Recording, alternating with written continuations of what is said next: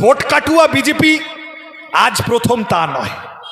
গতবার লোকসভা ভোট এই যে 2 বছর আগে হলো, মুর্শিদাবাদে সিপিএমের 1 নম্বর নেতা দাঁড়িয়েছিল মোহাম্মদ সেলিম, তৃণমূলকে হারিয়ে দিত। তোরা বিজেপির লোকেরা মাঝখানে ভোট কেটে তৃণমূলকে জিতিয়ে দিলি, মোহাম্মদ সেলিম হেরে গেল। তার পাশের সিট বহরমপুর, কংগ্রেসের 1 নম্বর নেতা দাঁড়িয়েছিল অজিত চৌধুরী, লোকসভায় বিরোধী দলনেতা ছিল, তৃণমূলকে হারিয়ে দিত। বিজেপির লোকেরা ভোট কেটে অজিত চৌধুরীকে হারিয়ে দিল, তৃণমূলকে জিতিয়ে দিল। বিজেপির কাজ হলো পশ্চিমবঙ্গে তৃণমূল কখনো বিপদে পড়বে পড়বে পড়বে পড়বে বুঝলেই তলায় সোফা কুশন নিয়ে হাজির হওয়া, যাতে তৃণমূল আছাড় খেলে ব্যথা বেশি না লাগে কোমরে। সবাই খালি বিজেপি হিন্দুদের পার্টি বলে বিজেপিকে ভোট দেয় তা না। আরও কিছু মানুষ আছেন যারা তৃণমূলকে তাড়াতে চান বলে বিজেপিকে ভোট দিয়ে চলেছেন। গত 4-5টা ভোটে তৃণমূলকে এইবারে বিজেপি তাড়াবে, এইবারে। আর প্রত্যেকবার ভোট আসে বিজেপির নেতারা এসে বলে এই আর একটা চান্স দাও, আমরা এইবার হারিয়ে দেবো তৃণমূলকে। সেই দিনের পর দিন চলে যায়। সেই সানি দেওলের সিনেমা ছিল না, তারিখ পে তারিখ, তারিখ পে তারিখ, তারিখ পে তারিখ, তৃণমূল আর হারছে না। 2016 সালে আমার আগে বক্তা একজন বলছিলেন বামপন্থীরা 11 সালে বামফ্রন্টের সরকারটা চলে গেল। আমার কথাটা ভেবে দেখবেন, যারা সিপিএম করেন না, সমর্থন করেন না, কিন্তু তৃণমূলকে হারাতে চাইছেন, তাদেরকে আবেদন করছি একবার ভেবে দেখবেন। 2016 সালে, মাফ করবেন 11 সালে বামফ্রন্টের সরকারটা চলে গেল। তারপরে প্রথমবার বড় ভোট 2016, সিপিএমের লোকেরা কোমর বেঁধে নামলো, বামফ্রন্টের লোকেরা সাথে কংগ্রেস ইত্যাদি ইত্যাদি সব হলো, তৃণমূলকে হারিয়ে দেব।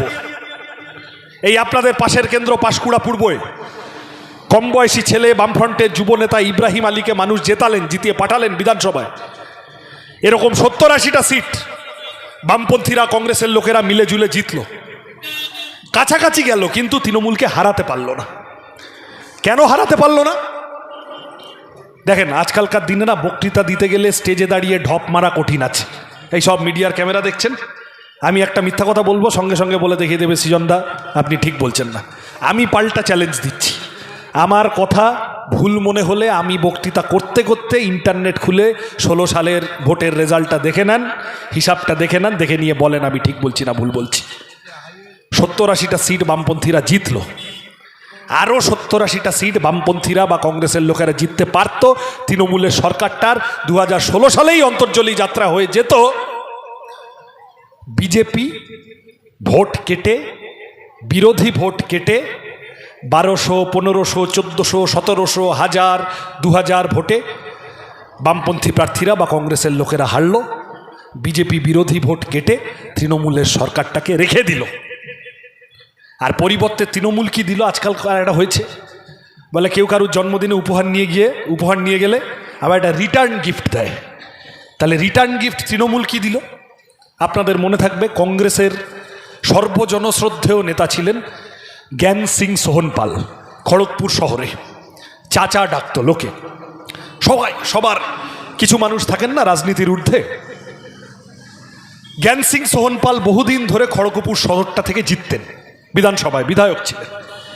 2016 সালে বিজেপির লোকেরা ভোট কেটে তৃণমূলকে রেখে দিল সরকারে, বিরোধী ভোট কেটে। আর পরিবর্তে তৃণমূল 2016 সালে খড়গপুর শহরের ভোটে চাচা জ্ঞান সিং সোহনপাল কংগ্রেসের প্রার্থী, তাকে হারিয়ে তৃণমূলের লোকেদের ভোটে বিধানসভায় খাতা খুলল বিজেপি।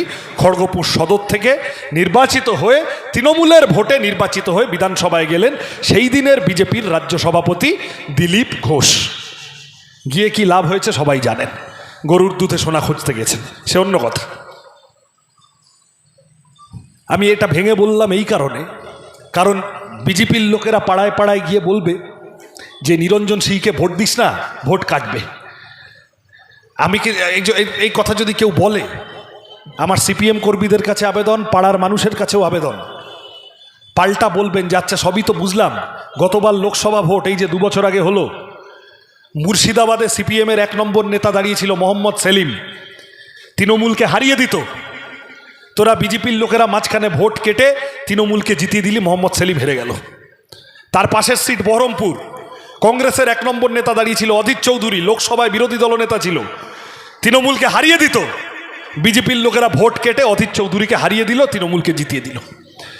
সুতরাং ভোট কাটুয়া বিজেপি আজ প্রথম তা নয়। বিজেপির কাজ হলো পশ্চিমবঙ্গে তৃণমূল কখনো বিপদে পড়বে পড়বে পড়বে পড়বে বুঝলেই তলায় সোফা কুশন নিয়ে হাজির হওয়া, যাতে তৃণমূল আছাড় খেলে ব্যথা বেশি না লাগে কোমরে।